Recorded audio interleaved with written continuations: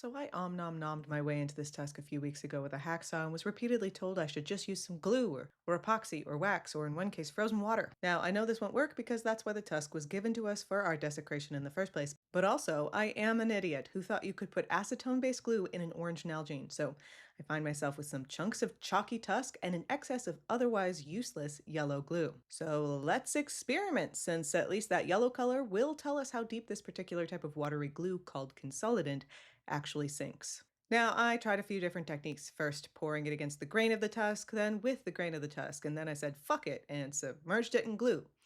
I don't have a vacuum chamber, but I do have a sandblasting cabinet and a shop vac, so then I said double fuck it, let's try that too. Now, one interesting fact for Team Let's Freeze Thaw It, as if that's not how you break asphalt, is that if you put this tusk in water, not only does it begin to dissolve, it also dies screaming.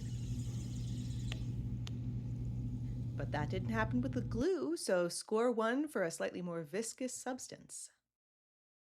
The next day, I took the dry specimens out. I don't have a hacksaw here, but I do have a jeweler's saw, so here we go. And as you can clearly see from these sped up videos, I was right.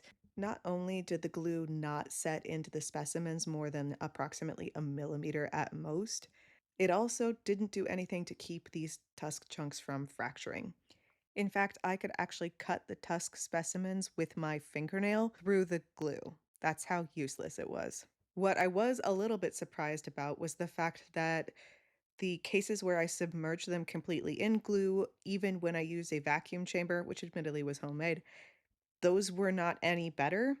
And in fact, both of them, when I picked them up, the bottoms of them were still white. The glue didn't seep underneath the specimen at all, and it barely penetrated the surface on those specimens in particular. This was not a particularly surprising outcome for a variety of reasons, including the fact that this tusk had already been consolidated.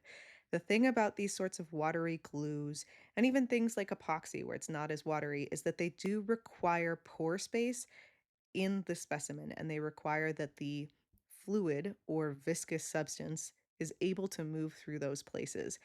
And there were just not enough connecting pores in this specimen. Which is kind of funny in a way because I could scratch it with my fingernails, so you'd think that there were pores, but no, it was just all soft and garbage. It's like a pile of angular Necco wafers, but not as tasty.